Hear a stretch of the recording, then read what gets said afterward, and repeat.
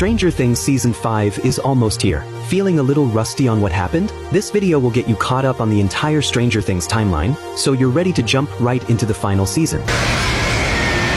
Our story kicks off way back in 1959, in a Hawkins so quiet it felt like a town forgotten by time. A man named Victor Creel moved there with his wife Virginia, his daughter Alice, and his young son, Henry Creel. Victor was a World War II veteran. The war had shown him the worst of humanity and the reality of death. He spent every penny he had on this new house, desperate to escape the nightmares the war left him with. Victor thought a new life could erase the old pain, but he had no idea this town was even stranger than the war. His son, Henry, was always a quiet kid, a total outcast who just didn't fit in. His teachers said he was too sensitive. Doctors said he was troubled. But nobody knew that his sensitivity was actually a much deeper perception, a connection to a consciousness beyond human understanding. After moving to Hawkins, Henry found a nest of black widow spiders in a bathroom vent. Most people would be terrified, but Henry was fascinated. In his eyes, the spiders were just like him, lonely, misunderstood, and absolutely perfect. They were predators, living in an orderly way,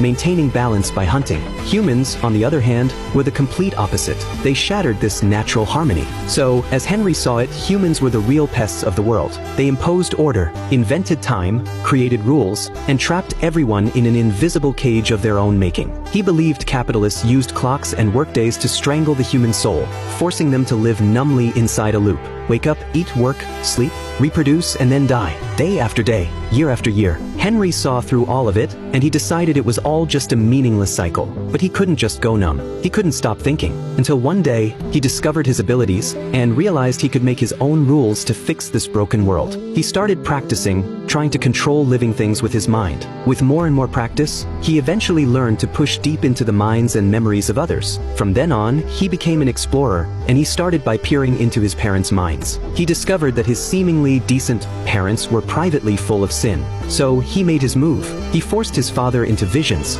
making him see the mistakes he'd made. He made his mother see spiders crawling out of the bathtub drain. Even his sister, Alice, started having nightmares, screaming that there was a monster. His ignorant father thought this was all some kind of divine punishment for his past. But his mother seemed to know her son was behind it all. She called a doctor, planning to have Henry locked up and treated. This move pushed Henry over the edge. That night, everything fell apart. The family was sitting around the table for dinner when the radio suddenly blasted static. Victor got up to check it. The lights overhead began to flicker. The air went still. Time itself seemed to stop. And then the horror began.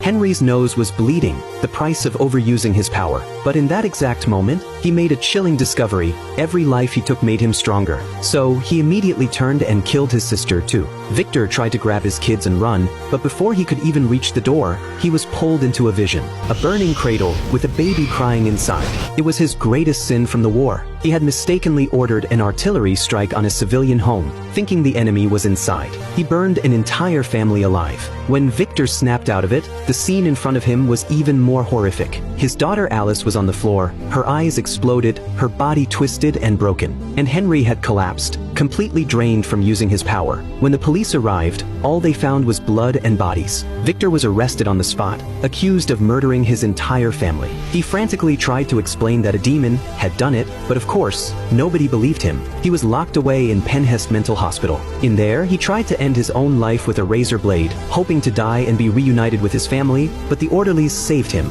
From then on, he became a blind man, forever living in darkness. As for little Henry, he wasn't dead. He was just in a coma. When he woke up, the first person he saw wasn't his father or any family. It was Dr. Martin Brenner. This man was the head of Hawkins National Laboratory. He was in charge of a secret government program studying psychic abilities. Brenner had heard from Henry's mother that the boy had powers beyond comprehension. So, after the massacre, Brenner faked Henry's death, making the entire world believe the boy was dead. In reality, he brought Henry to the lab. To control this human monster, Brenner created a device called Soteria. The name comes from Greek mythology, meaning salvation or safety. But for Henry, it was a cage. It was implanted in his neck, a tiny chip that suppressed all his powers. It stopped him from manipulating the world with his mind, and it stopped him from escaping. In that moment, Henry lost his freedom, and he lost his name. He became a number 001.